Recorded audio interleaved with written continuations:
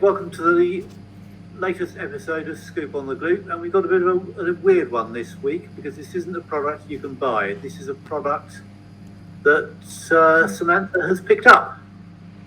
Yeah.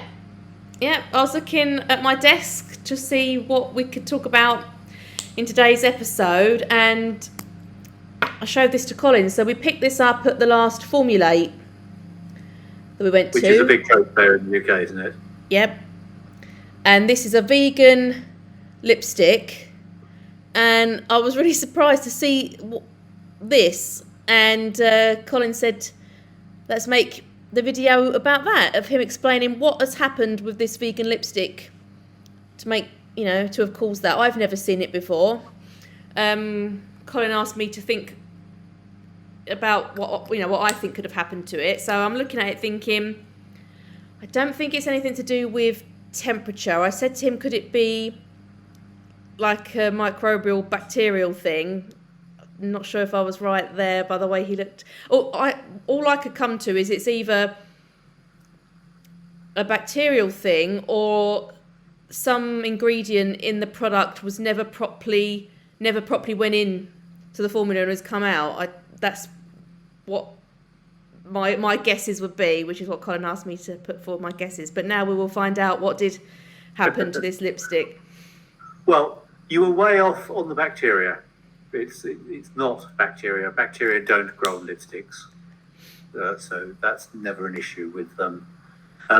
You weren't a million miles away with one of the ingredients not going in properly and then coming out, but it's not quite that. The key thing is that this is a sample that you picked up at a trade fair, and it's not a marketed product, which means it wasn't made in a factory. It was probably made in a laboratory on a relatively small scale. They probably only knocked up a few hundred to give away to key and important people at the trade fair, which meant it wasn't made following the normal procedures.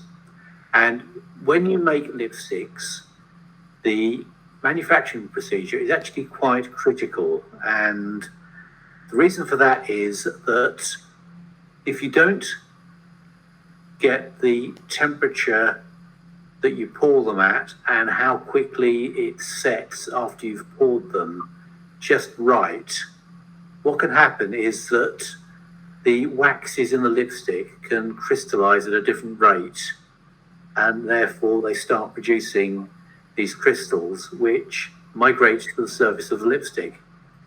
You don't see it very often because it's well known, and the people who make lipsticks have taken precautions to avoid it happening. But because this is a lab sample, it wasn't cooled in quite the right way. And this can actually be very critical indeed, depending on the lipstick formulation. And another material that's very similar to lipstick in this respect is chocolate.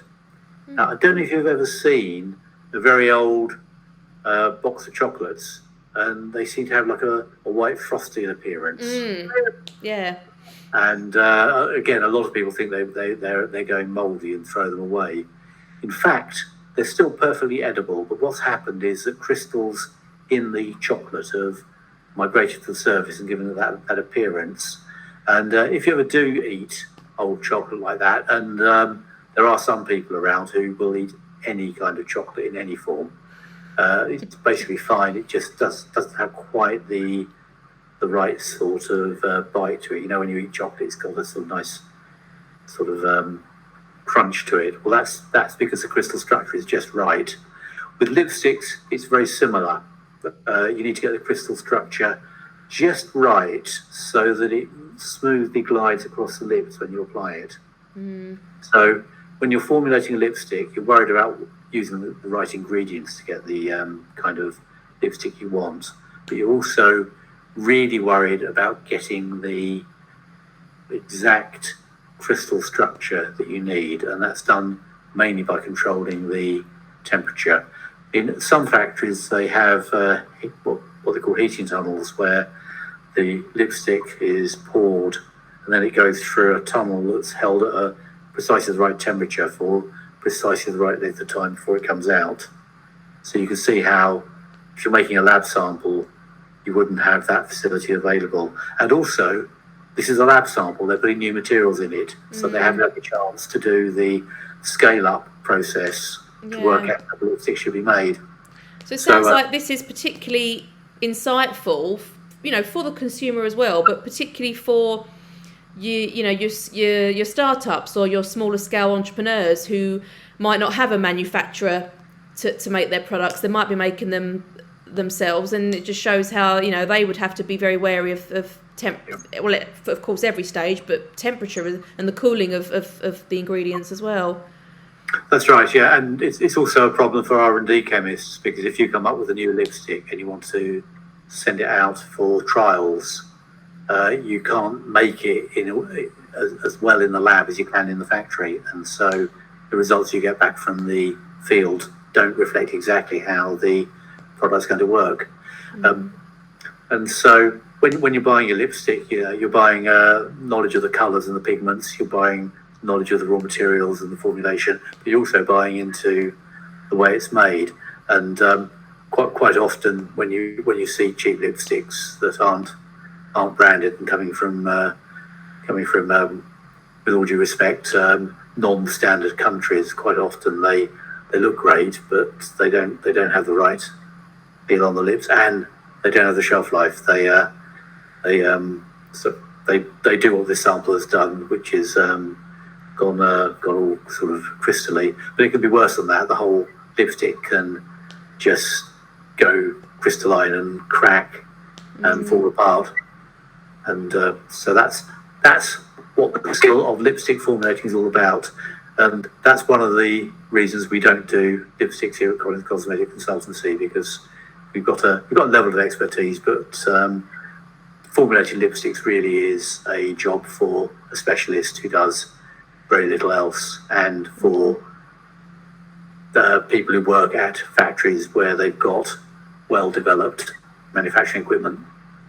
So that's why you see independent brands of skincare and independent brands of hair care and all sorts of stuff. You very rarely see independent lipsticks. Most of them are made by the big boys. Yeah. Okay, well, we found our answer then. And what we'll do, we'll include some information under this video for, if you are a startup or a small scale entrepreneur who runs into these kind of issues, perhaps not of a lipstick, but it might be some other formulatory issue you're coming across, or a manufacturing issue. You never know, we might be able to help you out. So we'll include some information in the comments below.